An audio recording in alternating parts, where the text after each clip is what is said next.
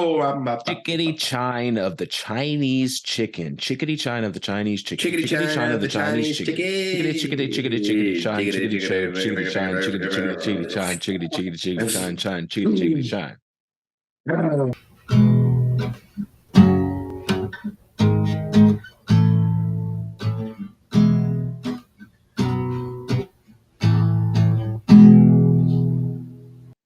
Alrighty, folks. Welcome back to the Mushing Alaska podcast. We're your hosts, Brendan and Sean.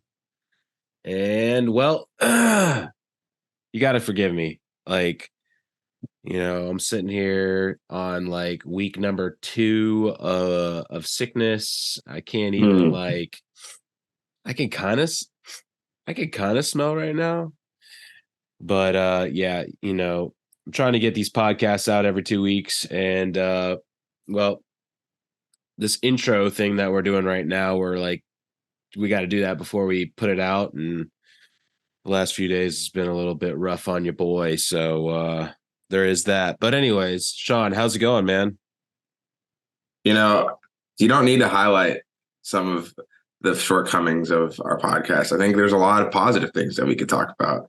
You know, the fact that we're doing this with like our free time. You know, it's not like, I mean, you might think we're making 6 figures doing this, but we're actually not.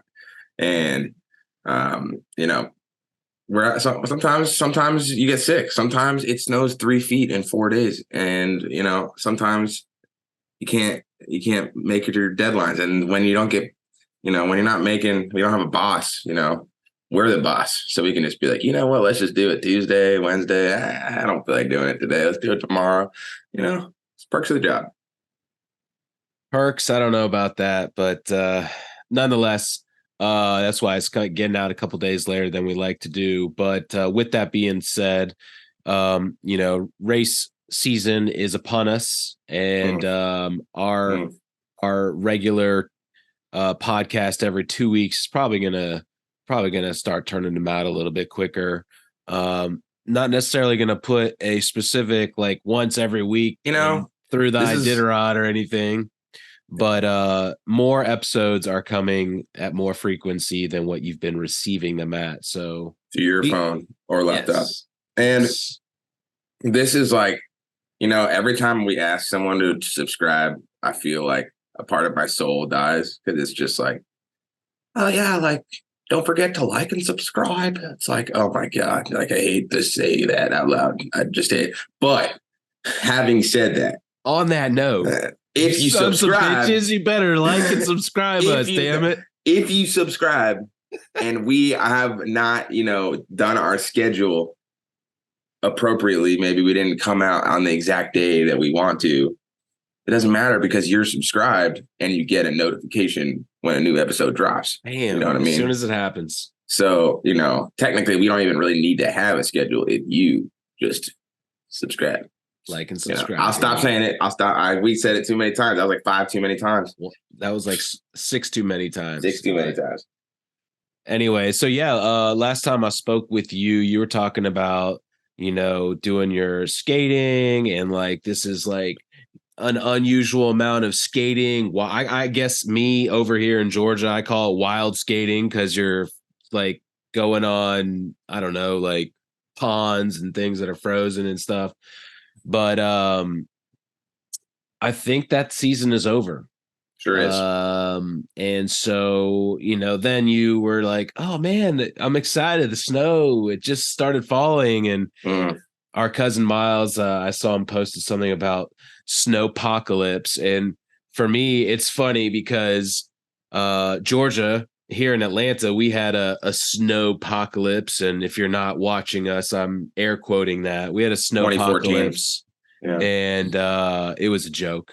Essentially, it was like we had snow, then it melted, then it refroze as ice, and then a little bit of snow fell on top of that, and people freaked out. It was ridiculous. Now, I got lost in all that to say, I think of my experience of snowpocalypse of 2014 in Atlanta, Georgia, which really wasn't nothing. And then our cousin sitting there posting snowpocalypse in Alaska, and I'm just like in my head, I'm just like I'm trying to like fathom what that even means.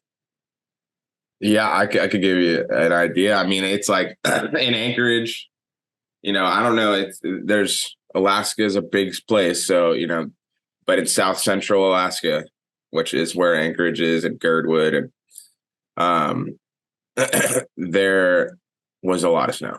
Like in Anchorage, 26 inches in one day, uh, and that was like the first real snow of the year. We had like an inch or two a few weeks before that, but it kind of blew away and was gone or melted or whatever.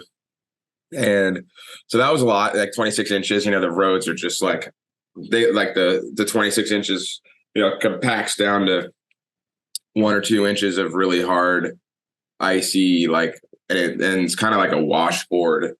If someone playing their washboard on the stage, that guy in the van, but that washboard's on the road, and it's just as you're driving, and it's hard on the old Subi. And the old Subi.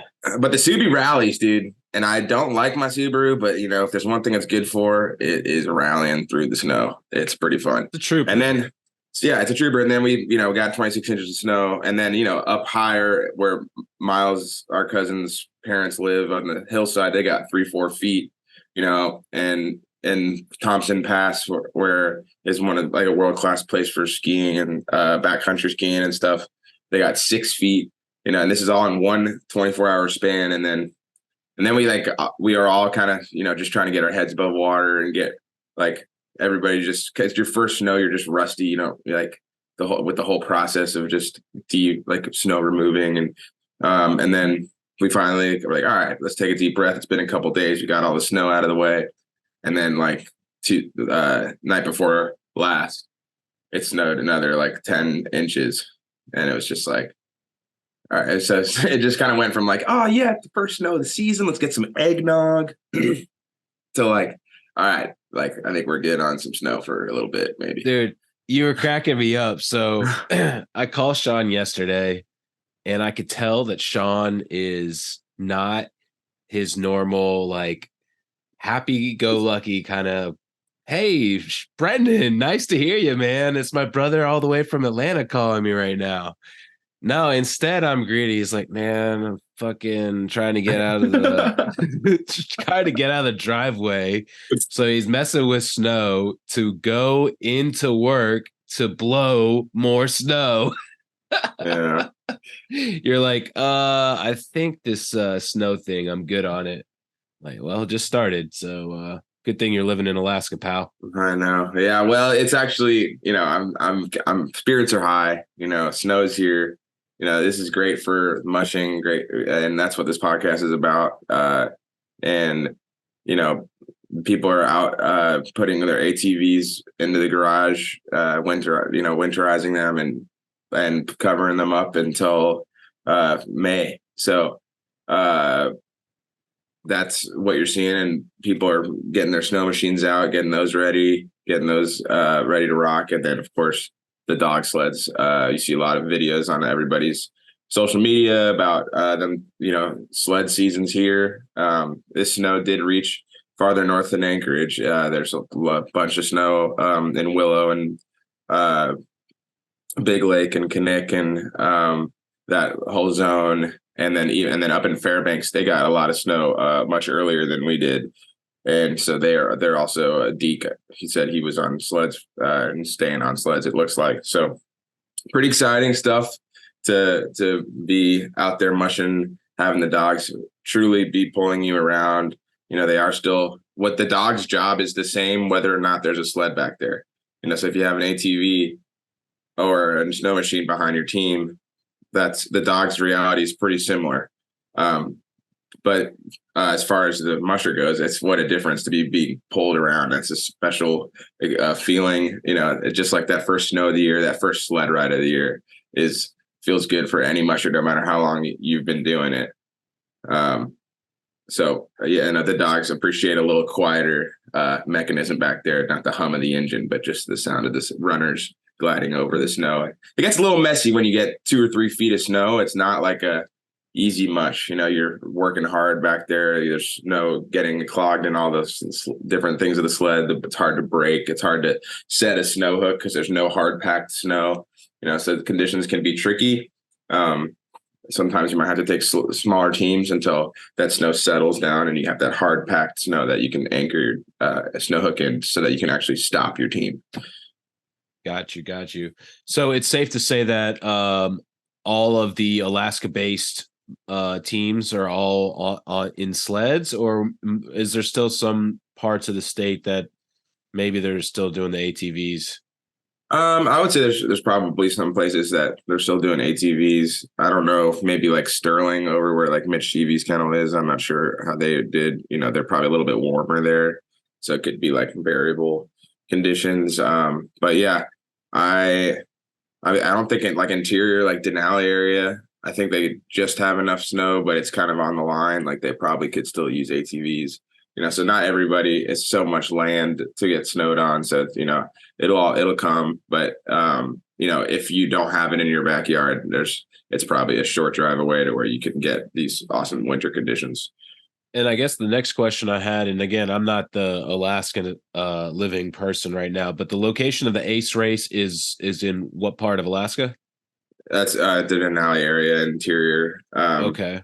Yeah, that Ace race is, they got a month to go. I think they could do sleds out there already. On the Denali Highway, it's easy mushing as far as the technical aspect of it. They might not be able to stop the team like in every spot, like you have to pick and choose where to stop. So like a good place to stop your team in those kind of conditions might be on an uphill, so that it's a little bit harder for them to get going. You have a rope that is dragging behind your sled, a 20-yard rope, and you can just if you can just stop the team, they cooperate with a stop sometimes for like 10 to 15 seconds. So if you're like, all right, we've run for a couple hours, let's stop, and they'll just kind of roll around in the snow and stuff. And while they're doing that, you just like sprint over to a tree and tie it around the tree. There's ways to do it. You have support out there too. Like it's a race, there'll be snow machines, there'll be like people out there, there'll be volunteers and stuff. So like, even if there's no snow between now and December 9th, I think conditions are going to be great out there. They almost always are. Nice. Okay. Yep. That's exactly what I was getting to. So you read my mind there. And then the other question I have a couple things I want to bring up, just like, I don't know, news or highlights or whatever. But so my question was, so the mushers have been going out and they've been running their probably like smaller trails. In terms of small, I mean like distance wise, right? And then like this crazy snow comes along, and in terms of the trail, like they have to go back out and like they have to kind of like put the trail back in, right? Right. Yeah. So like talk about that. Is that just like that? To me sounds like it would be a pain in the ass, honestly. And it sounds like it would be a tedious task. But I was just kind of like thinking about that, and I was curious about like, have you had to put a trail back in, and if you could just speak about that experience briefly. Yeah, briefly. That's why I had to throw that in there, man. I don't want to get you lost on a half an hour diatribe about this. First things first, like getting the snowpack down is huge. When it all just falls all in one day, the snow is it's really tough, hard work for the dogs. It's still really good training because they could see that in a race, having the soft conditions. And like, just because before it snowed, you've been doing 40-mile runs or 20-mile runs. Well, if it snows 2 feet, you don't go on a 20-mile run, because a 20-mile run at 2-3 feet of fresh snow is going to be 3 times harder than the 20-mile run you went on yesterday without the snow.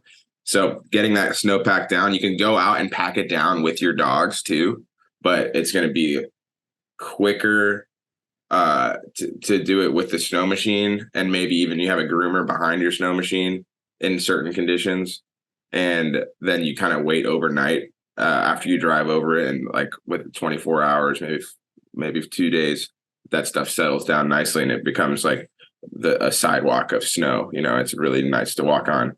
And the longer time that you wait and the more traffic that goes over the snow, the harder it gets, the easier it is to travel. Now, when the snow falls, like a lot of these trails, they're going through willows and alders and trees, and uh, all summer long, all those willows and alders and trees grew, so they overgrow onto the trail. A lot of trees die, and then snow falls on top of them, and the branches just begin to bend and hang over the trail, and you can't really do like you can do the trail work before the snow, but that once it snows, all that stuff's just kind of going to bend down and be hanging over the trail. So it's good to kind of wait for like a big heavy snow and get out there with a chainsaw or an axe, and a 6-pack of beer and a can-do attitude, and just go and start breaking some branches and cutting down some trees and getting that trail, setting it up for the whole winter. Because once you do it that one time, like you're mostly probably good for the rest of the winter to not have to do that again. Yeah, I'm glad that you said that, because that was my next question. Like, how often do you have to put a trail back in? Is it mostly like at the beginning of the season, you have to put the trail in? Once the trail's in, is it just kind of like you have these crazy storms, you might have to go back out and kind of repack it down, and that's most of the grooming to it? Or is it, I don't know, it sounds tedious, I guess. No, yeah, that is it. And it depends, like that's where like having a community where there's like a lot of people that are out on the trails is pretty advantageous. Obviously, like there's such a thing as too many people out on the trails, but the more traffic you have out there, the less times you have to deal with that. And someone like Emily Robinson and Eddie Burke that live in Nenana, and I guess Eddie's now not there anymore, but there's not as many like mushers that live there. And so they do have to put in more trail work. Maybe like Brent Sass would be another good example. Literally, I was just about to ask that. Like he is part of his training. He's training in an area that no one else is training in, right? Yeah, there's probably like, he goes to like villages and stuff. So like there are people out there, but it's few and far between. And I know that he puts in a lot of work, just keeping the trails open. And so, yeah, it can be a lot of work just keeping them. And like, if you put in the work, the trail's better. So if you don't put in that work, like maintaining the trail, the trail still goes, but it's going to be bumpier, kind of like, and that's fine. Like that's, like at Jeff's, we didn't really groom the trail too much, and it was just kind of bumpy. And there were some spots that were, and some spots that weren't. And then when I went to somebody's kennel and they had trails that they like were consistently, grooming. And by grooming, I don't mean like it could literally mean like you have a snow machine and you're dragging behind like a section of fence, like a chain link fence, and that's just dragging behind it. It doesn't have to be literally like a factory groomer. It rarely is. Just anything to just kind of push the snow down. So let me just go back to like the Brent Sass situation, right? So he still has to spend all like he's not in a situation where he can just, all right, I'm going out today and I'm going in an area where there isn't a trail. Like that doesn't work. You have to go out ahead of time and put the fence down or whatever, or pack trail or whatever. It's a judgment call. I mean, it depends on how much snow. You can do this with the dogs. If it's too much snow, it's just a little bit, tougher on their feet and just harder work for them. But you don't get 26 inches of snow at once like that often. It's so like something like that, you're probably gonna have to go out and break open the trail. But if it snows 8 inches, like that's not a big deal. If it snows even over a foot, it's like if it's in the light, fluffy snow, they just plow right through that, like no problem. So, and that's the thing about Brent. His snow is like interior, like cold snow. So it's most of the time should be really light and easy to kind of get through. But also at the same time, like the colder the temperatures, the stickier, like the more coarse the snow is. But it's still, you can kind of blow right through it. And it's just a judgment call. Got you. Yeah. Okay. Well, I figured I'd ask. I didn't, naturally we probably took it two steps too far, but Yep, we do you that. know. But so let's just hit a couple of quick things before we get ready for our interview with Greg Heister. You guys are going to really enjoy this one. We'll kind of talk a little bit more about that in a sec, but just wanted to quickly cover a few things. So I saw that the Cusco announced that they have a $25,000 increase, which I think is awesome. Um, $25,000 is an increase to the entirety of the purse, right? So like correct. the winning prize might be 25 or 30 grand for that musher. 28.5 is the winner. Okay, nice. 28.5. I'd love to see that list of what's the last place. Does it say that or is it I no? think what I read was 28.5 was for the winner, and then the next spots all get money down to the 25th spot. So I guess there's gonna be And that's probably like five four, mushers that don't get money. right? And that's like, and if you get last place, like my understanding is like that's usually somewhere in the $2,000 to $4,000 range. $4,000 for 25th place in a 300-mile race is pretty like Absolutely. This is why it's the biggest purse in mushing per mile, right? You got 300 miles and you got a lot of money going out to those guys to make it worth their while to go and travel all the way to Southwest Alaska and fly your 12 dogs out there. It's a total pain in the ass and it's expensive.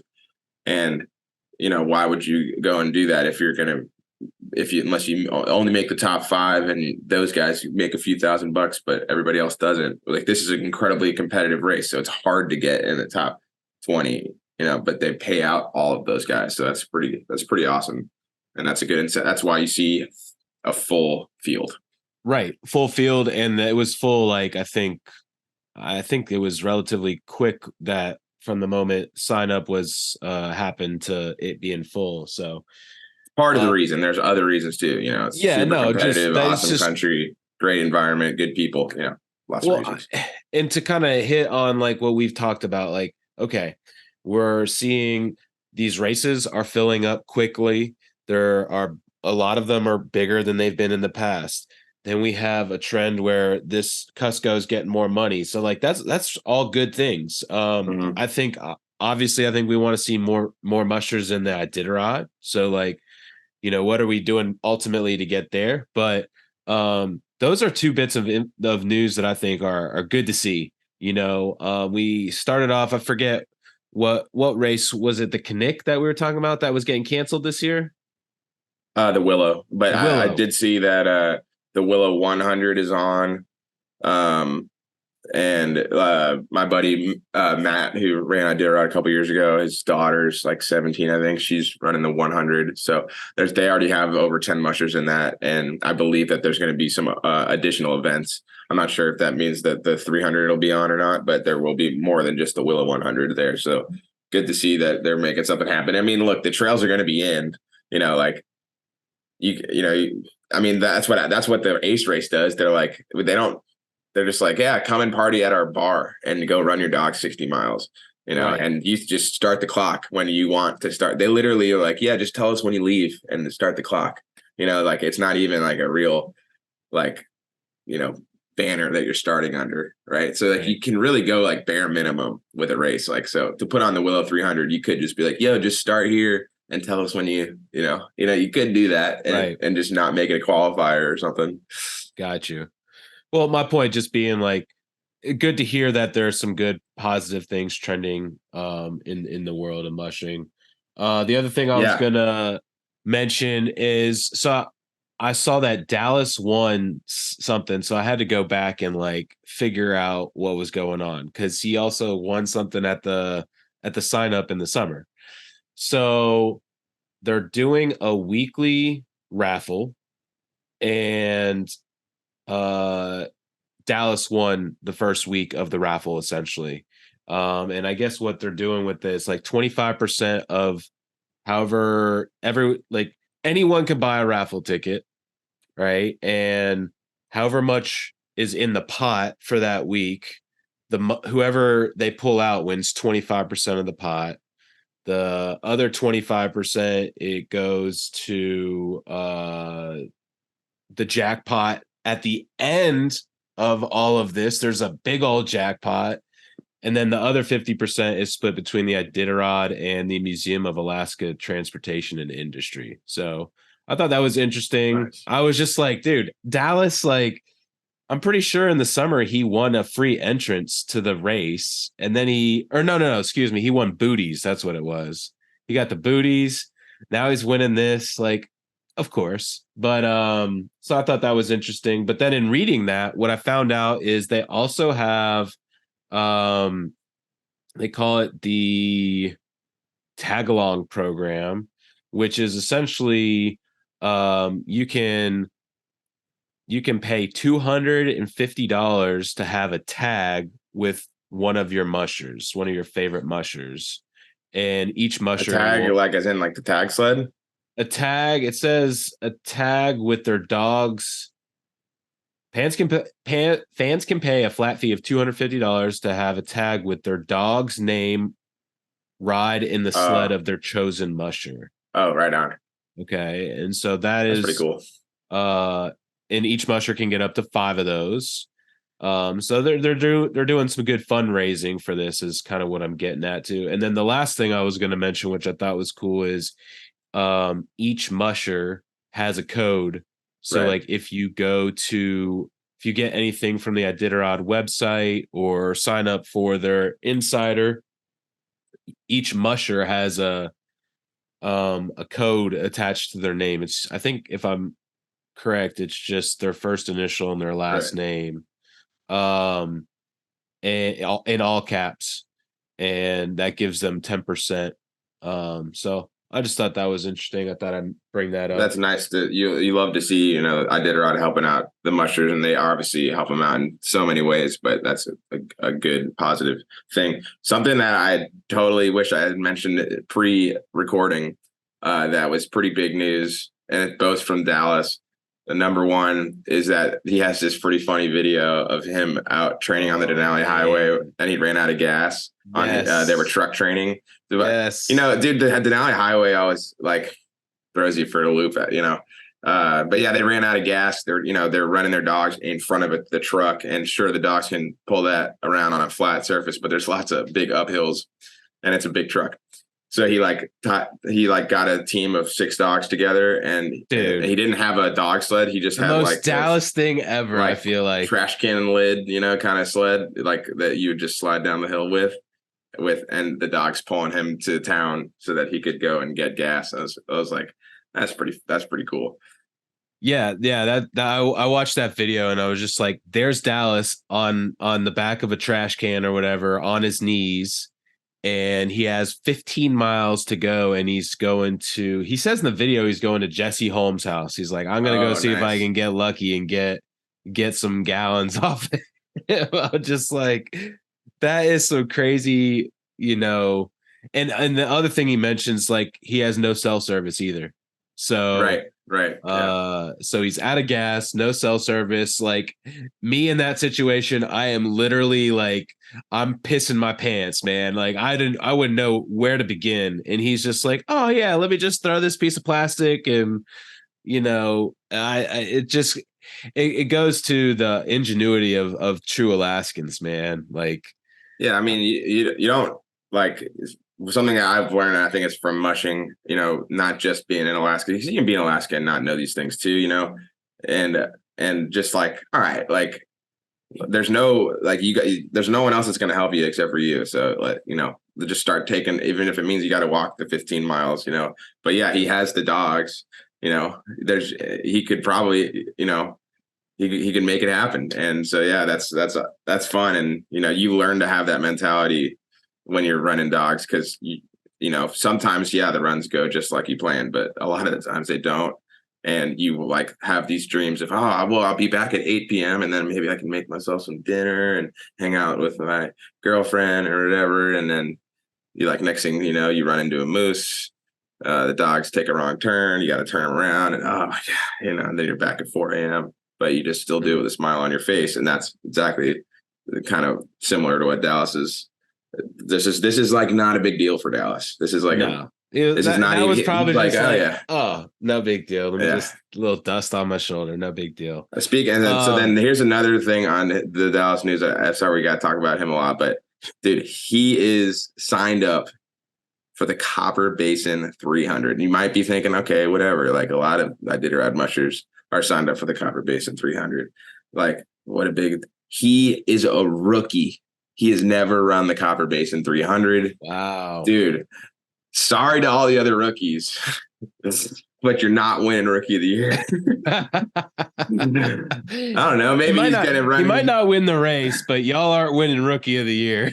Maybe he's going to run his like C team and do it. It was super fun. But that's kind of cool. Like, he always said, oh, yeah, you don't want to run the mid distance races because they don't really like do as good of a job training for the Iditarod as it would be if you did it like an Iditarod specific training series throughout the winter, which is what he's done for the last 10 or 15 or whatever years. And so he kind of avoided a lot of these mid-distance races. But dude, the Copper Basin is like through some incredible country. Like if nothing else, then to just see that zone of Alaska via dog team, it's got, and it's at this point, it's like, all right, the dude's won 5 Iditarods, like, time to do a new trick, so like it's Copper Basin. Let's go see that. That's like, it's different, man. It's not, his dogs are not, experienced in competing in that kind of style race. And so it'll be kind of cool to see. And do you think he's got funny an itch? To call Dallas a freaking rookie. It's kind of funny. Do you think he's got like the itch right now? Like that seems a little unusual, like you said. I don't know. I think you just like he's always looking to continue to I think anybody should be doing this is just to like put yourself a little bit out of your comfort zone. If like, wouldn't it be a shame if he just never ran like what is considered to be the toughest 300-mile race on the planet, and it being something that's so close to where he lives, so it's like at some point he had to. It's just let's just see what's up with the Copper Basin, and I'm not sure what else is on his list of races he hasn't done. I'm not sure if he's done the Cusco. Don't think he's ever done the Willow. He did do the Yukon Quest 1000, but yes, hasn't done the shorter ones. Like maybe we'll see some of that in the future, but that's really cool to see, him being like, you know what, I'll give it a go. Let's see. And he's the guy that everybody is going to be paying attention to. And that's what I think another part of why maybe he doesn't like doing these races, because he has not a lot to win from it. And, the headline's going to read like so-and-so beats out at Dallas CV. It's like, right.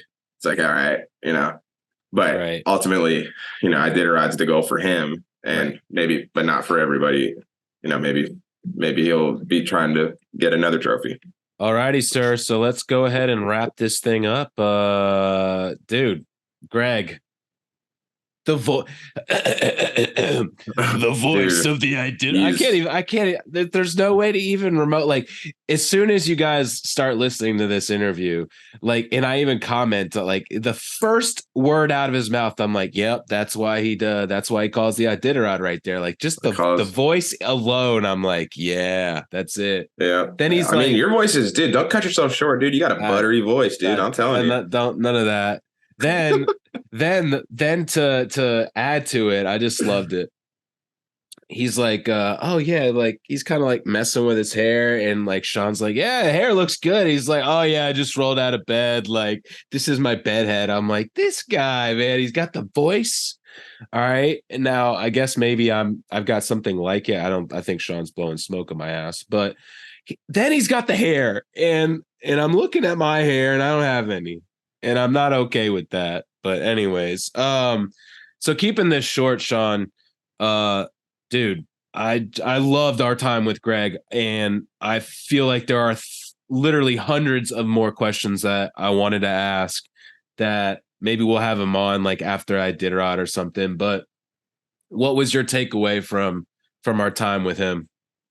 Yeah, it did kind of fly by. I do remember him saying, he just kind of went into like at one point in the podcast about, that it's so much more than a race, the Iditarod. He's dedicated like almost 3 decades to covering the sport.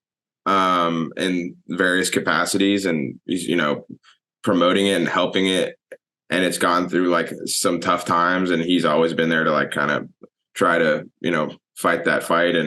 And so he talks about, how it's a lifestyle and how much these people sacrifice and how hardworking they are and how cool it is to be a part of it. And it's like, I feel like it's like a motivational speech kind of thing. And like, we should just put some like music behind it or something where it's like, some David Goggins shit, or I don't know. Put that epic like Iditarod music behind his voice. He just, I mean, he does that. That's what he does if you ever get those DVDs at the end of each race. Those things are that's what it was. It was just like this awesome narration about the lifestyle. And I was like sitting there like almost crying, like, hold together, Sean. Yeah. So it was fun talking to him, man. He has a way with words, and he's done this before. He's talked in front of a microphone once or twice. He's a basketball announcer, has a fly fishing show, and is the Iditarod, guy. So yeah. And that was what was funny to me is like I had these questions, ahead of time written down, and then like he just kind of starts talking off the cuff, and like no one asked a question really, and he's talking, and then like he kind of goes and takes a turn with that story and kind of starts talking about a little cool thing, and then he brings it back. It's just, I enjoyed our time with him. The one thing I will say, I don't want to give too much away so you guys could just enjoy it, but the thing that stood out to me the most was this is not someone who is sitting in a trailer or sitting comfortably on the side, and then mushers come into the stop and he's like, oh, let's go out here for 2 minutes and get the shot and then go back into the tent or go into the cabin. The dude does not sleep. He literally talks about it. He's like, I don't think for the first 4 or 5 days I sleep. And he talks about like just being in the element. And he talks about like one day, one of the checkpoints, like -50 or something. He's out there in a tent. He's not feeling good, but he's just like, I'm just going. Same thing the mushers are going through, he's doing. So that just kind of stood out to me. I was like, it would be easy to just sit inside and have all these amenities, and it doesn't sound like he takes advantage of that. Yeah, I definitely, my respect levels for Greg, not like they were low beforehand, but I was just like, damn, this guy, like, he actually is the real deal out there, like, roughing it. Obviously the mushers are probably roughing it a little bit more, but he's out there with them in the cold, not sleeping, dealing with all the same BS everyone else is. And he's been doing it for 20 freaking 5 years. That's just like, respect, dude. Like, so he's given everything to this sport, and he's what is the bridge between Iditarod and like the mainstream media. And he's bridging, he does his best to bridge that gap as best he can. So we're super thankful that he's part of Mushing. Yep. So we hope that you all enjoy the rest of this episode and our interview with Greg. Hi, guys. Hey, there Greg. He is. How are you? We're doing pretty good. Can you hear me good? We gotta start taking notes, dude. Taking notes. Instantly, I hear that voice, and I'm like, man, that's why you got your job. Thanks for. We're getting close to another race. Yeah, December 9th is Ace race. That's like in like a month. It's crazy. Yeah. And it's basketball season for you. Yeah, I had a game last night, and I got 3 next week. So yeah, it's go time. Yeah, it's good. That's awesome. No complaints. Yeah. It's a fun way to make a living and all that. And it's been such a long time. A lot like my association with the Grand Ole Race in Alaska. It's just been, I've been doing these things so long. It's like comfortable sweater these days. Right. Weird not to have it. Yeah, Brendan is also a Bulldog fan, just of a different Bulldog, of the University of Georgia. Oh, okay, all right, yeah. I can live with that. Yeah. I mean, it's only natural. It's where we're from, so yeah. Yeah. Well, they're good in football. Definitely. Yeah. They could certainly take a page out of the Gonzaga basketball book in terms of trying to be a little bit better than their current state is. Yeah, basketball, you mean. Football, they're good. They're in the picture for the national championship again this year. So Yeah. they're doing good. Yeah. Definitely. Where are you guys at now? I am in Anchorage. That's where I live.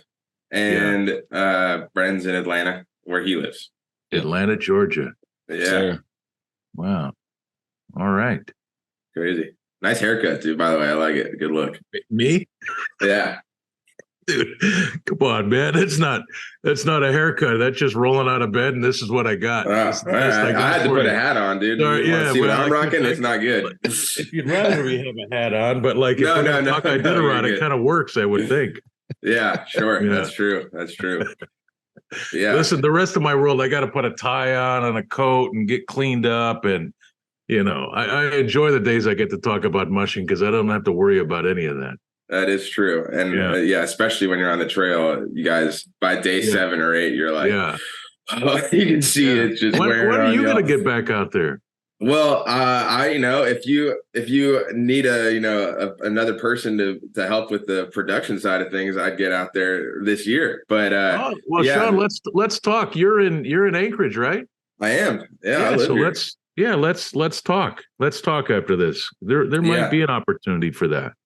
Yeah, that would be awesome. I'd probably be out there on the trail in some capacity anyways, just whether it's volunteering or something. But I'm always thinking maybe I should absolutely. No. Let's make that happen. Let's make that happen. There's like live stream positions and stuff like that, and you would be really good because you could sit and talk about mushers and dog teams. Oh yeah. Let's chat. Right on. And Brendan, I don't know. We got a spot for you too, or what do you normally do?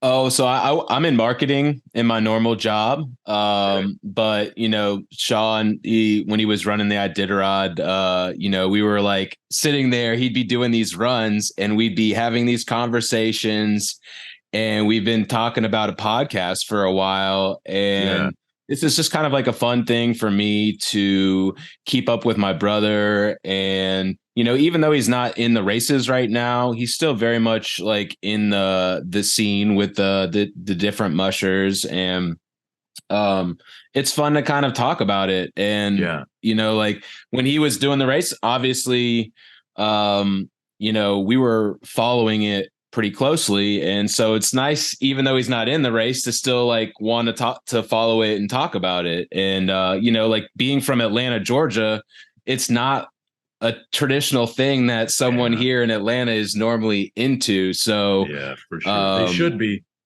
Absolutely. And I mean, if people would just go to the race from where I live and see it firsthand, they would definitely get the bug. Yeah. So we're just trying to do our best to kind of spread the word a little bit. We've enjoyed having the mushers on and getting their perspective. And, Sean and I had been talking about getting you on for a little while just because it would be a different perspective than the mushers, but you're like very much so a part of things in terms of how you have your job and everything. And so we just kind of wanted to kind of talk to you a little bit about your experience doing what you do. Yeah, well, I'm up for that. It's been a long road now, Brennan. Like, been around it a long time. And, I hate to even like talk about that sometimes because it makes me feel really old. But no, I have been around, and it's honestly been one of the crowning experiences of my life. I mean, honestly, it's I have so much adoration and love for the event and so many of these people that have committed their lives to it over the years that I've often said it's the greatest event in sports, and I still live by that motto today. And I know it intimately, so maybe that affects that's philosophy. I don't know, but like I put it up against anything. For sure. That's a lot coming from you, man, because you're a sports guy. Yeah. So yeah. No, it is, Sean. And look, this. I mean, there's so many people around this thing that are highly educated, they're extremely articulate, and they're the hardest working people I've ever been around. as a mass, right? So if they were committed to the business world, many of them would be wealthy. But they have sacrificed a lot of that to live a lifestyle and to pursue it. And I can remember when I was a young guy and I showed up on that scene, and I think what drew me most to this event was not just the fact that, you know, the landscape that it traveled over or these crazy dogs, but it was these people that have committed their lives to this. When society says that you should be out there chasing, you know, wealth and, you know, a 401k and a proper retirement, there's this whole sect of people that have kind of set all of that aside for the love of life and the love of experience and the love of these dogs and this lifestyle that is anchored in days gone by, and they've committed their whole life to it, their family's life to it, and they've set all of that aside to pursue their hopes, wants, and dreams. I've always been motivated and have found great strength from all of that, being around people like that, because in my own little way, you know, I'm out here chasing whatever I'm chasing, but it's never been about money. I don't do anything for work that I don't love. Like that is evident. Yeah. Yeah. Like I have to love it or else I'm not. If it's just about cash, like, I'd rather go fishing. Yeah.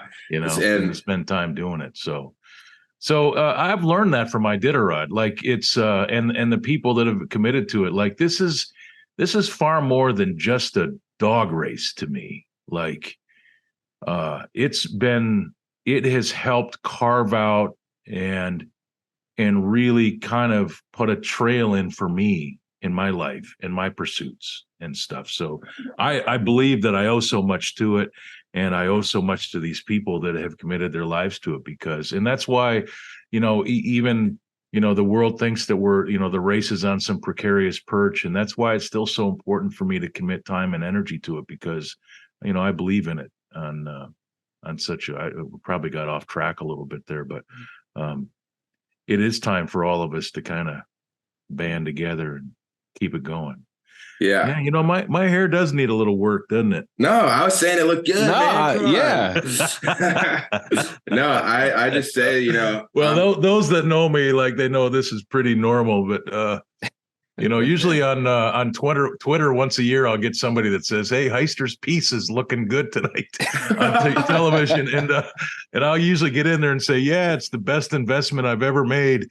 And but as you guys can tell, it's not. It's real.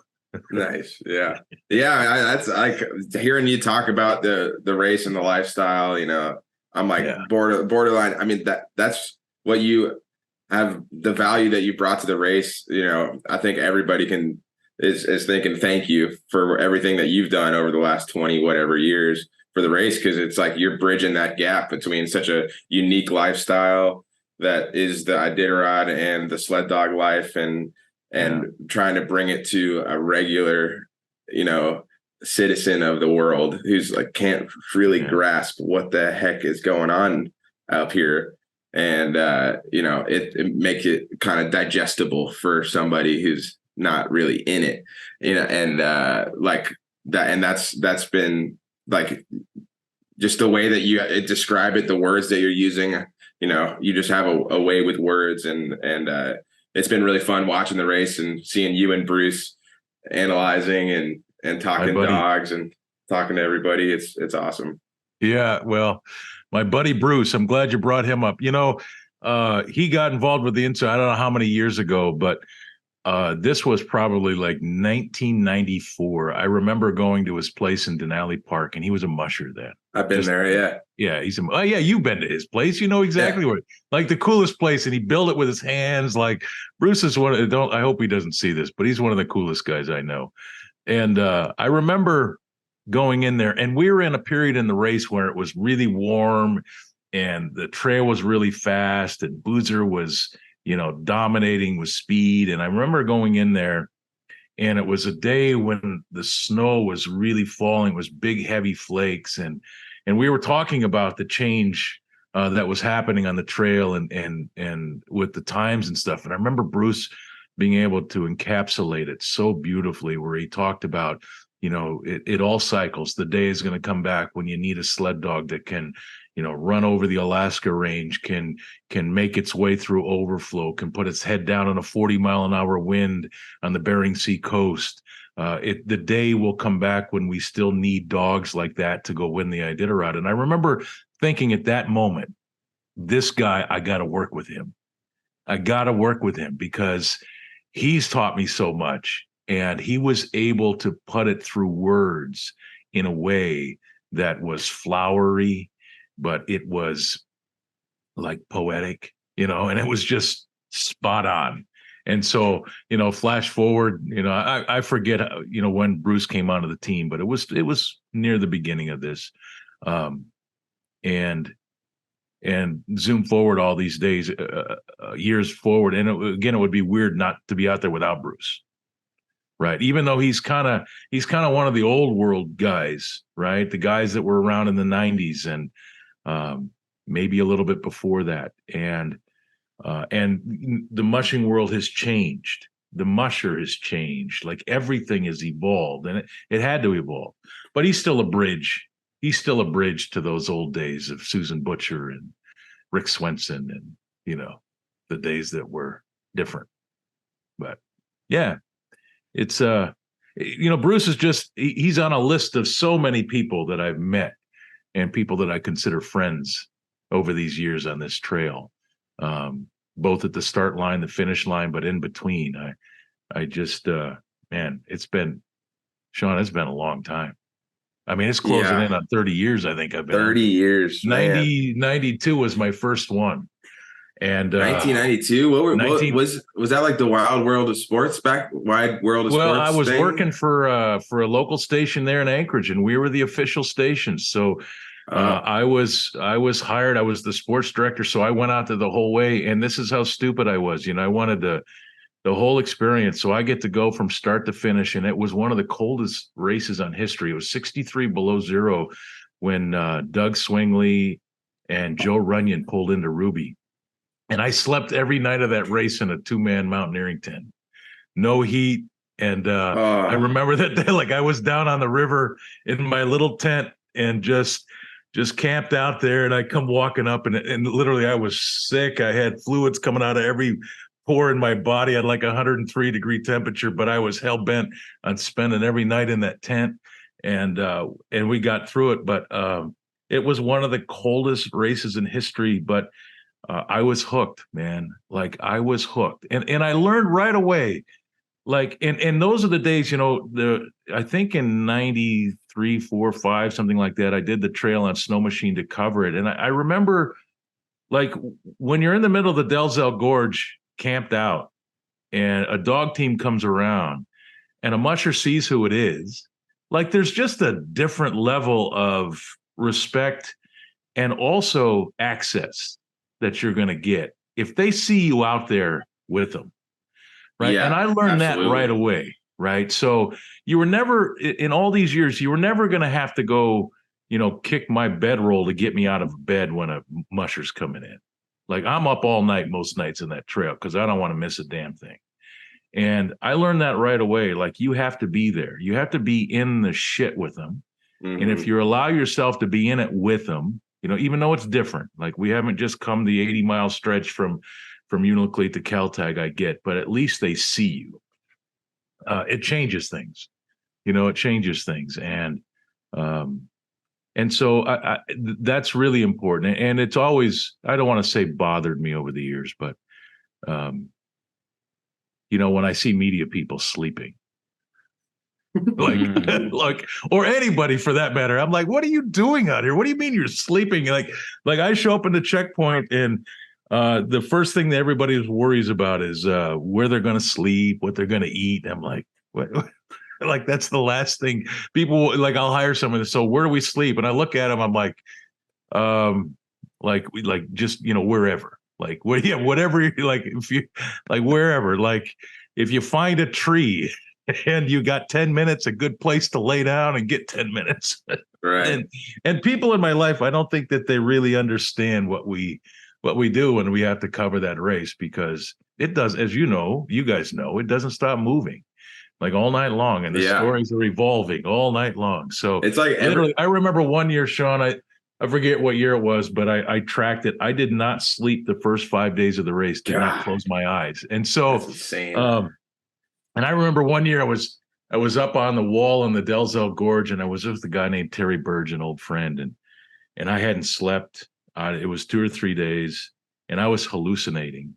And I had a light up on the wall, and the dog team's coming down through it, and I'm shining the light on it so he can get the images, and I'm moving the light, and he starts yelling at me like, "Quit moving the light! What are you moving the light for?" And I'm like, "I'm shining the light on the dog teams that are going by," and there were no dog teams. there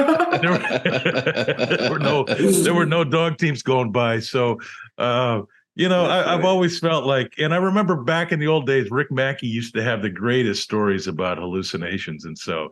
When you cover this race, you got to get in there with them. Yeah, like you got to understand, what they're going through, so that you can first report on it accurately, but maybe have a, somewhat of a sense of, the sleep deprivation part of the race is huge, and to be able to make such critical decisions 7 or 8 days into the race when they haven't slept, like if you can't relate to that, it's really hard to report on that accurately. So. It's been great, dude. Yeah, the sleep deprivation aspect of things, like, not just decision making, but like emotionally, like you just you start to create these problems that aren't there. You start to think like, what have I done? Like whatever it is, it's like, oh no, like what have I done? And that there's like this battle of just like staying positive, and when it seems like there's no, and it would be easy to do if you had an 8-hour night of sleep. You're like, oh yeah, we're doing totally fine. You get like a 20-minute nap in and you wake up and you're like, oh, dogs look great. What am I talking about? Like that emotional aspect of things.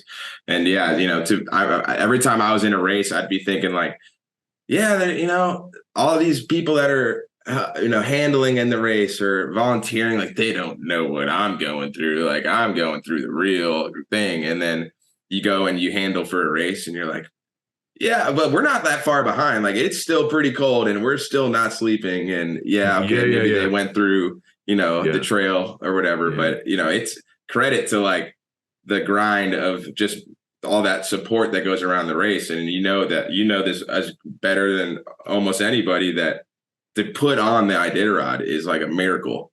Every time it happens, there's just so much that's going into it logistically and so many people helping. Brennan, talk to me. Well, I was just kind of curious about like how you, I guess you were working doing the sports in Alaska, and that's how you first got involved. And then like it just kind of like it was an instant thing for you. You were just like totally like, I gotta figure out a way to stay a part of this as long as I can, because like to my knowledge, you've moved away from Alaska, but you're still coming and doing this. So just talk a little bit more about that beginning. I'm kind of curious about that. Well, Brendan, first of all, I grew up in the outdoors, right? So my family, I grew up in Western New York. And so I grew up hunting and fishing and trapping and spending a lot of time outdoors. So when I moved to Alaska, my first job on television was in Cleveland, and I suffered through that for 2 years, and professionally it was great. I was covering all these professional sports and it was awesome. But then a job opportunity came up in Anchorage, and it paid me just barely enough to live. And so at 20, how old was I? 23, 24 years old. Oh my gosh. I moved to Anchorage, and chased that. And we were the official Iditarod station at the time. And so I got to go out there, and it was, at that time, it was my greatest adventure in life. I mean, you get to go across the Arctic, and we covered it different back then. So do you know Danny Siebert, Sean? Danny Siebert, he's on the board. You've probably seen him. Okay. But Danny was my pilot back then, and he was with Penn Air, and we had a 185 on skis, and he was the Evel Knievel of pilots. Like really good, like just an amazing bush pilot. But like if Danny wouldn't fly, nobody would fly. Like he was always the kind of the barometer out there. So we landed that airplane everywhere. Like we did all the wilderness landings. We landed out at Old Woman. I remember one time Oh, we nice. landed out there, sunk the wings down right into the snow. It took us hours to dig it out, and he'd get it back up on step, and we'd just about get off, and the plane would sink again, and we'd have to dig it. Like we took off tops of trees. Wow. Like it was fantastic. So I got done with that first race, and I got to know him, and Boozer had won it, his first Iditarod, and I was just enamored with these people and the places that I had just seen and got to experience. I was hooked. I mean, absolutely hooked. And, and I think with like everybody, when they first see it, like, oh, I got to do this. I got to run the Iditarod. And that lived in me for, I don't know, 5 years or so. But it also came apparent to me at that time that what I loved about Iditarod, when I separated the exhilaration of the experience, it was these people, and it was the people living the lifestyle. And I was never going to be in the lifestyle.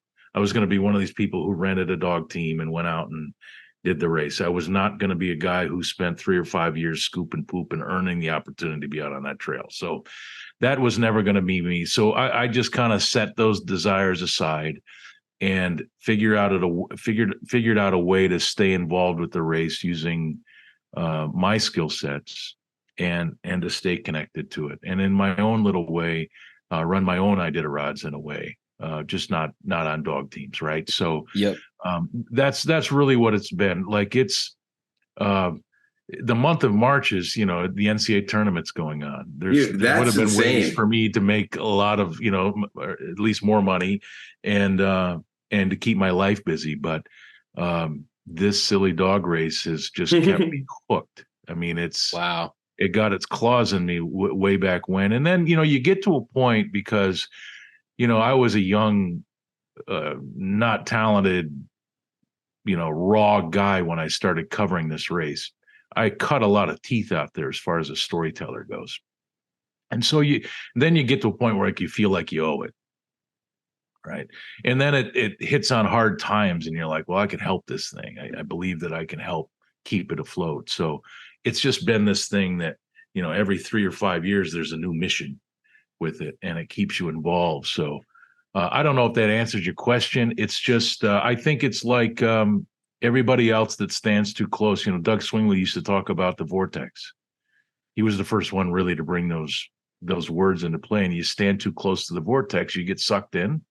And then you can't get out of it, right? And so it's been kind of like that for me. There's been plenty of years I get to know him and I'm like, okay, that's it. Like, I'm done. Like, this is it. And then this is, Sean can relate. And then, the next January comes and you're like, okay, I got one more in me. And now, and I've just kind of surrendered with all that because I know I'm not leaving. So I don't even, piss and moan about it anymore. It just is what it is. You can't tell you how many times I've heard those words of, yes. This is my last race. I think I'm gonna get out of dogs. And it's somebody I see, a couple times a year. And then sure enough, next year their name pops up and I'm like, what happened to that talk we had? I know. But I can't, what are the people at your college basketball announcing friends and coworkers like? I mean, I can't imagine you just like, I'm going to go up to Alaska. I mean, there's people that I would say probably half of the United States population doesn't know what an Iditarod is, And so you're just telling these, I'm going to leave the pinnacle of college basketball. Yeah. March Madness, arguably one of the greatest competitive events in all of sports, the most exciting thing you can ever witness, where one game ends a career in basketball or makes it, and you going up to freeze your ass off at 63 below zero and sleeping in a tent. I just can't imagine what's going through your coworkers, brains when you explain that. I think that they all feel it's kind of cool. And you got to remember, I've just come through all these months of calling games. That's true. So I've kind of done it, right? Okay, so by the time I get to March, I've probably called 50 games. Damn. So I'm like, it's change it up. I don't think I would have ever, like my parents, God bless them, like they went to work in a company a lot like, people of the older generations. They worked there for 30 or 40 years and did the same job. Like that's just not what I'm ever going to be about. Like I have great versatility. I mean, I own fishing lodges. I have a fly fishing show that airs on Discovery Channel every Sunday. I do this work with the Iditarod. I call every sport on television. I do a lot of voice work. So I have great versatility throughout the year with what I do to make money. So I don't want it to ever be different. And it just keeps everything fresh, Sean. I'm not sure if I was just doing the Iditarod every year, if that's all I did, I'm not sure I'd still be doing it. Because you do, as you know, I mean, you know, like somebody like, the Boozers and the Kings and these people who have committed their life to it for decades, there is real drudgery in being an Iditarod musher. Like it's repetitive. It's a grind. The work never ends. It's like being a dairy farmer. I tell people that all the time. It's like being a dairy farmer. So I don't think I could have ever done one thing. So I'm blessed in the fact that I can do all these different things and it keeps everything fresh. And it's like every 3 or 4 months, something new. So I think, but back to the original question, I think everybody that I've taught, they think it's kind of cool. Oftentimes I have to explain. They're like, "Oh yeah, I remember that," because back in the day there was only 3 stations, and so everybody in the country knew that the Iditarod existed. With on Wide World of Sports, and so everybody knew because that was the only thing you watched on a Saturday afternoon in the middle of the winter. Today we kind of still have to re-educate people. Oh, they're like, "Oh yeah, I remember that," and I'm like, "Yeah, it's still happening." Like the Wide World of Sports. That's what our dad, he always brings up. Yeah, I remember watching that because our dad and mom worked for CNN in the 80s and 90s back when of course, in Atlanta. Yeah. And so they were, they saw a part of that off. and part of, 24-hour news being created, which was so huge back then. No, it's a wild, it's crazy how you do have to remind people a little bit. And all of the nonsense. I think it's kind of the world that we live in today, right? All this misinformation, and if one person says it, it's the truth. And I just think with all the animal rights attacks and things on it over the years, and one thing happened. I mean, every year I get home and they're like, "Yeah, did you hear about this? Did you hear about?" Yeah, I heard about that, but that's not what happened. Right. And so I just think the Iditarod is somewhat of a victim of that too, where, God bless it, I've done my best to try to get the facts about it all out there, but there's a whole level of attention beyond Iditarod.com and the insider and the fans of the race, right? And these people who still don't think it's a good thing, and it's really amazing to me. Like every dog in this country has benefited from what has been learned about nutrition and better vet care. It's been learned on that trail. When you look at how these animals have been studied, I mean, I think other than probably maybe the horse and the mouse, the Iditarod dog has probably been studied more by scientists than any other animal walking the planet. And when you understand that they're really genetically predisposed to doing what they do, they're happiest at doing what they're doing. You can't get through a checkpoint without a vet checking you over. These dogs live the life of prima donnas and divas.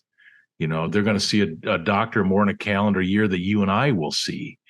I mean, when you kind of lump all of this information together and you understand, yes, they run a long ways, and it's amazing, and it's definitely hard on them.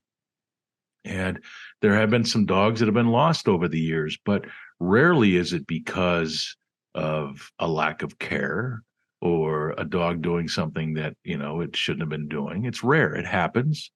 But it's, I don't know. It's a lot like, when you're younger, you go through that philosophical question of, is life about length or is life about quality? And when I see those dogs running across the landscapes of Alaska, I see a dog at its fullest potential and living the greatest days of its life. And nobody or nothing is guaranteed tomorrow. So why would we ever keep that animal from doing something? I mean, come watch 800 Yeah, miles into the that's the race where biggest. you get whistled up, and and they may not look great leaving the checkpoint, but you go a mile around the corner and they're like pistons in an engine. Just it's hard to argue that they don't love what they're doing. Yeah, and I always say to any critics, you come up to Alaska, go visit a kennel, go see Martin Boozer's setup, and and you Sean, go make a decision for yourself instead of just listening to what other people have to say. And I think there's this feeling out there, that mushers don't care. They have 80 dogs in the yard and they lose one, big deal. But it's just not true. And No. I learned that early. So it was 1996. And I was on a snow machine that year, and we were going down the Yentna River, and I actually put my snow machine in a hole in that river. And we spent a few hours digging it out, building a fire, getting warm, all that stuff. It was cold. And I went down, and Rick Swenson went through, I think it was the same hole. And his dog team went in, and they came out the other side. And when it came out, a female named Ariel had passed. And it created a great controversy because there was a lot of people at the time, really the animal rights thing was starting to grab hold. And there was a lot of discussion. If you lose a dog, you should be immediately out of the race. And politics aside, I caught up to Rick on Happy River, right where the steps come out, and he's down there camped. And I did an interview with him. And to see Rick Swenson cry, like, this is one of the toughest sons of ever, right, in the history of this race. And he's sitting on Happy River crying, not because of the politics or the rules, but because he had just lost Ariel. One of how many hundreds and hundreds and hundreds of dogs that he had owned throughout his life. It all hit me squarely in the head. Like, you don't get to know unless there's real fiber. You don't get there successfully. You don't win the race. You don't really understand what the Iditarod is as a musher unless that fiber is there between that musher and those dogs. And to see one of the most grizzled, tough, survivalist sort of characters in the history of this race physically crying on the trail because he had lost one dog, it was eye-opening for me, and something that I've never forgotten. Never. So, and I have empathy, you know what I mean, for when accidents happen on that trail. And I also have perspective on it. Yeah, absolutely. It's a long time to see plenty of things go down. Brendan, you look like you were about to say something. Well, earlier you were kind of talking about like you realized that mushing wasn't for you, but you wanted to still be a part of it. And I was just kind of curious if you ever like went out. Did you ever kind of like give it a try? Did you have like an F it moment? You're like, this is not going to work out. Yeah. So I did. And at the time, I'm climbing mountains. Like I'm in world-class condition. I'm doing my own tough things. And I'm doing this series called, I think it was called Wild Alaska. And I go up to Bettles to hook up with this musher up there. And I think his name is Tom. And I think Tom is like Dorothy now or something. I don't know. But anyways, that's a whole other story. But so I go out with Tom. And we're going, and he does these sled dog tours, and it's like 40 below zero, and he gives me a dog team, and I got to drive the thing. And I don't know, it wasn't a very big string of dogs. It was 6 or 8 dogs, and we're going down the trail, and I'm running. Like, he didn't teach me how to steer the thing. And so like everything's a straight line, and you hit the corners, and like literally my dogs, like I cut off the corners. So I'm taking out saplings like this big, and we finally get stopped, and my hands are all busted up and my shoulders are wrecked. And it was the most physical thing that I had ever, and we didn't go very far. I want to say we went like 20 miles or something, I don't know, to these wall tents, and it's like 50 below zero. Then you climb in there and you spend the night, and then you got to drive the damn thing home. So yeah, so an easy answer to your question, Brendan, is that yes, I did. And I knew, again, it's one of those things that gives you perspective. Like, you just don't jump on these sleds and you get pulled. Like, no, Right. like the musher's an athlete. Like, they're hopping around, they're picking that thing up, they're turning it, like, and it's a constant, and until you hit the Yukon, but you're constantly driving that thing. So yeah, I had great perspective early in life that, like, this probably, and then that's the exhilarating part. Like, that's the part of this whole thing I think you could get through, is like, you're on the trail and you're looking around and these dogs are working hard, like, you love it. But it's the whole caring for them 365 days a year, and how monolithic it makes your life. And I don't think I could have ever done that for very long. Yeah. Yeah. I remember my first run was similar, where I got back, I'm sitting there gripping the sled as tightly as I possibly can. It was like maybe an hour, like it was like maybe like a 10 or 6 mile run or something. And I got back, and like, I was like sore from toe to tips of my toes all the way to the top of my head. And I was just like, and it was just Jeff King. And I was just like, dude, you tell me you do this for like 1,000 miles, like 27 times. And also all the training, like, what the hell? Like, how jacked are you right now? And he's like, you'll figure out how to relax back there eventually, I know. And you do figure out how to kind of calmly hang out back there, and just only go with exert yourself when you really need to. And no, it's a really physical thing to drive those sleds, and mad respect for people that can do it. And think about it, Sean, and like, the sit down sled is really a new phenomenon. That was when like the 2006, I believe. And I remember seeing a picture of Susan Butcher, who'd retired. I think she passed away that year, actually, later. But Jeff showed up with the seat, and this is how he tells it, is he's like, and this I'll be curious to see what your version is, but he showed up with the seat, and everybody was like, Jeff, like, you got a seat on your sled, dude? You're getting pretty old, huh? You need to sit down now. I know. And then he went and wins the race, and then the next year everybody shows up with a seat on their sled. It changed it. And I remember, I think in the mid 90s, maybe like 94 or something like that, Boozer actually had a bicycle seat that popped up on his sled that would, like, it's a 10-speed bicycle seat that would pop up and he could sit on it. There must have been a bar that kind of sat, and so he could sit on it. But I remember when those seats showed up, and then, like Sebastian Schnula, like, he never got off of it. Like, he never got off that. I kept, like, we would try to put that documentary together at the end of the year, and I'm like, we need, like, Sebastian sitting down all the time. We need some shots of him standing up, and we couldn't find anything. So, like, it really did evolve the race. And when you think about those teams in the 70s and the 80s and the 90s, I mean, they stood up the whole way. That's like crazy. They stood up the whole way. And so when you hear somebody of that era look at those sit down sleds and think that the race is a lot easier, it probably is because of that fact. But with that said, like, talk to Joe Runyon. I think he's got like nerve damage in the bottom of his feet, from standing up on that sled for so many years. So, and they also had like an extra 3 days on the trail, which I don't know if that makes it easier or harder, but like the winning time in 1990 is like 12, 13 days, and that's probably has been contributed to quicker times, better care for your dogs because you're better rested.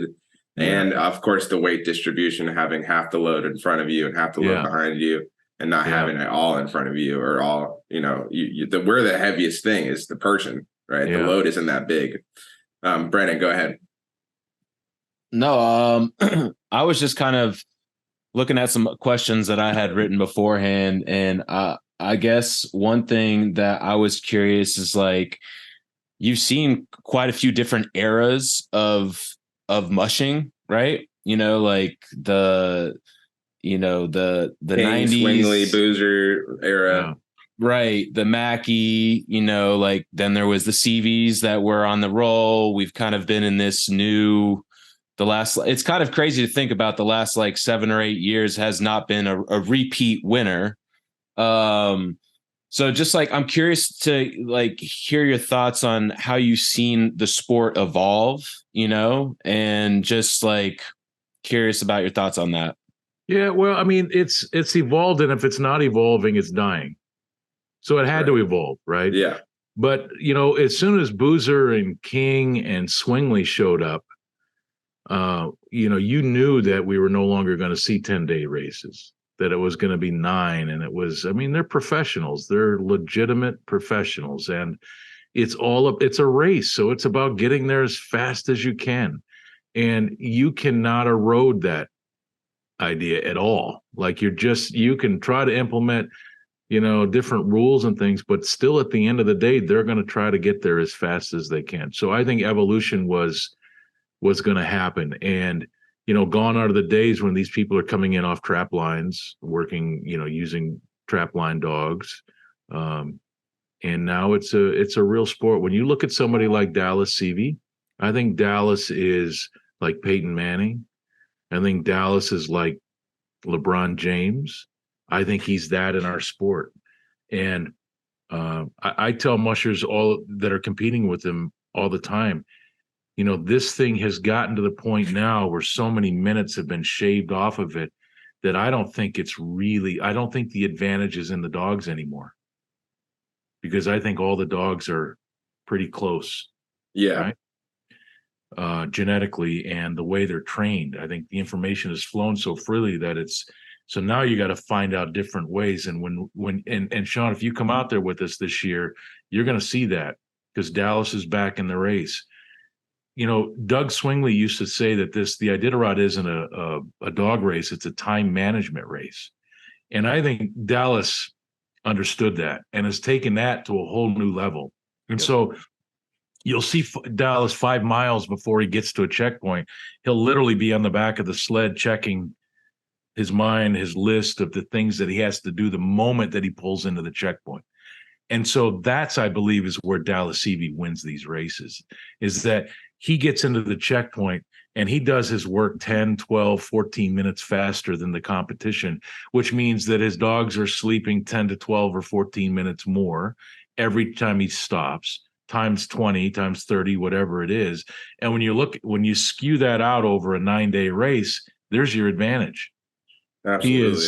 He is absolutely all about the details, the human details in all of this. And I'm as amazed at Dallas's ability to do that sleep deprived as anybody in the history of the race, right? So there's these God-giving things too that he has. It's not all that Dallas is a robot and a machine and has figured all of this out, but he literally has the intellect, the wherewithal, the toughness, the desire to be miserable to a point that allows him to get there first.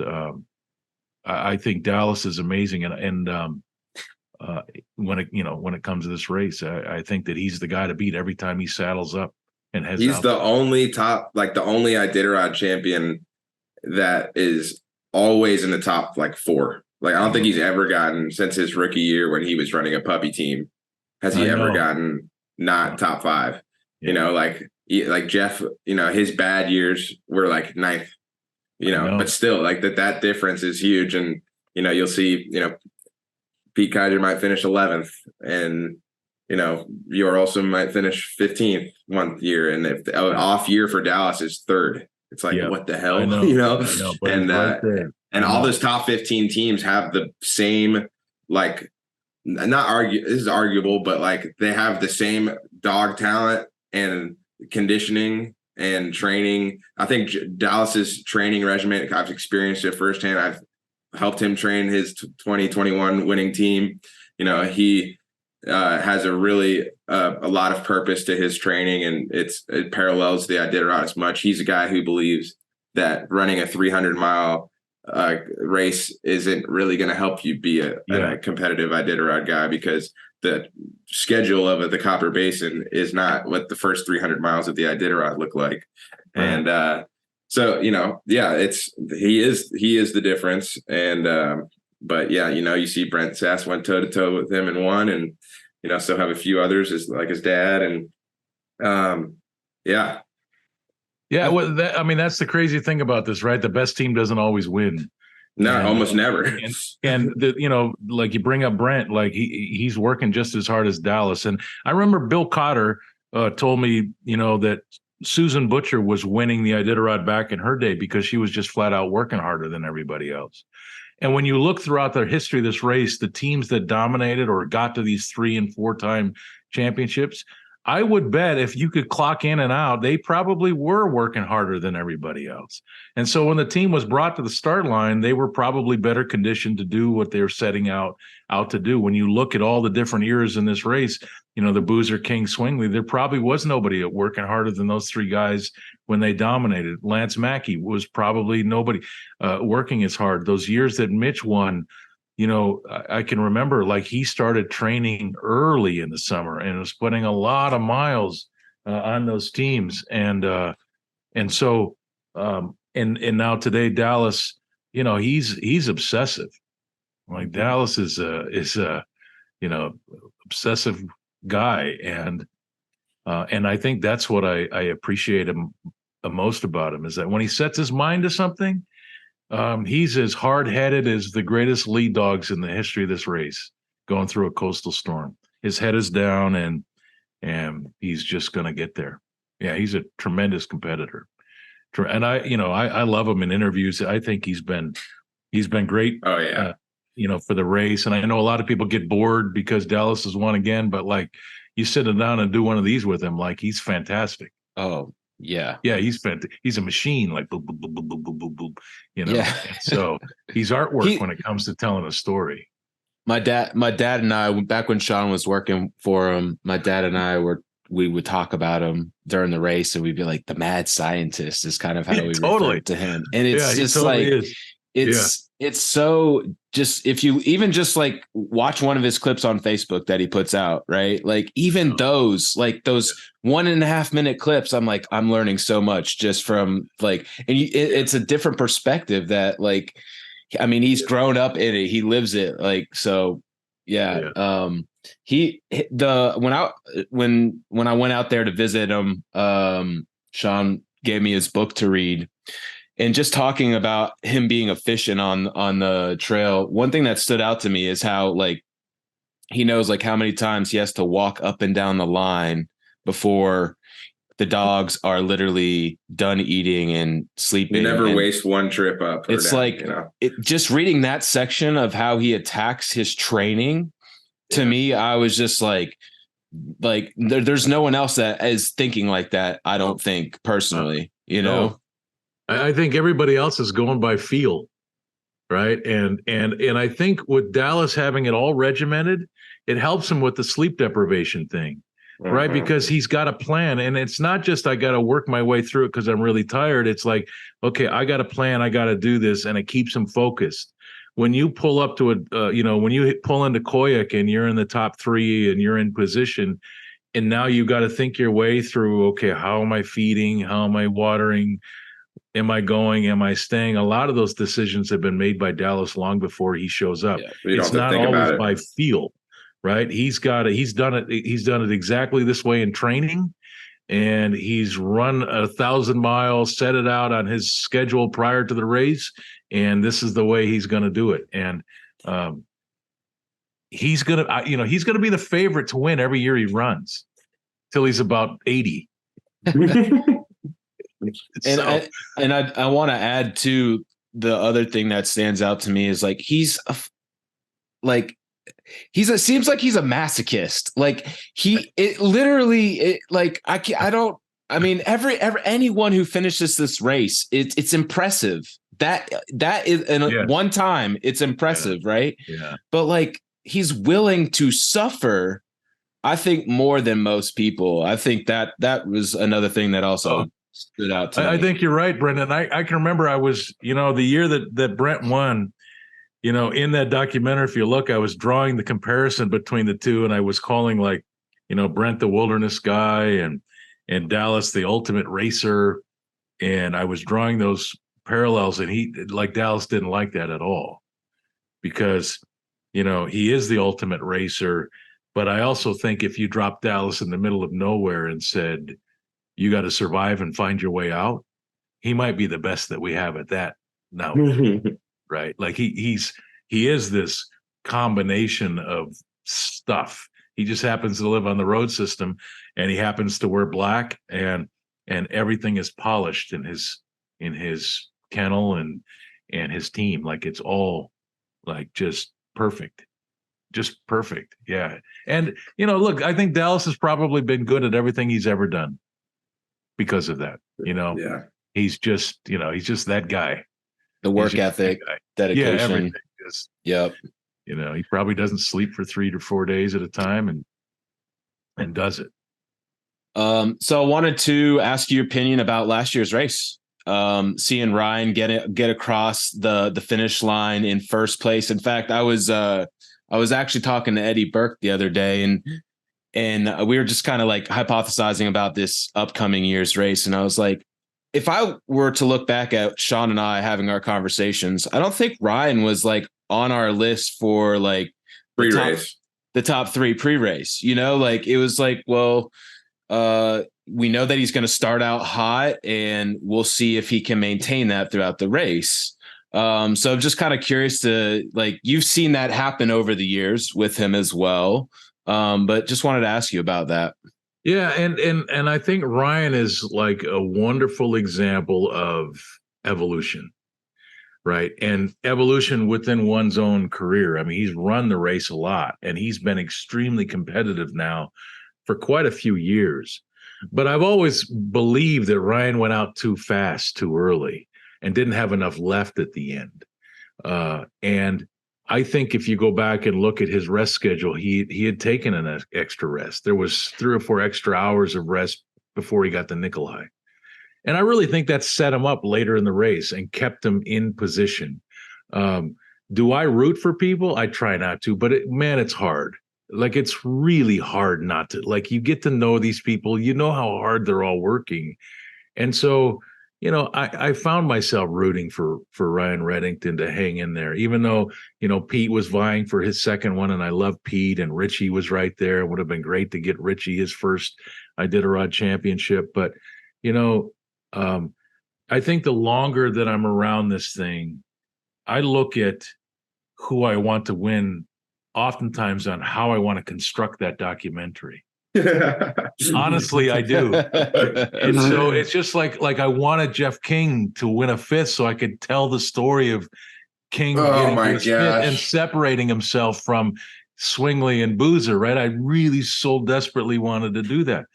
I wanted to tell the story of a Reddington finally getting to the finish line first, and all of these years and all of those parallels and all of the great dogs and the stories and everything. And so, and then is Ryan, like, he's like the most likable guy on the trail.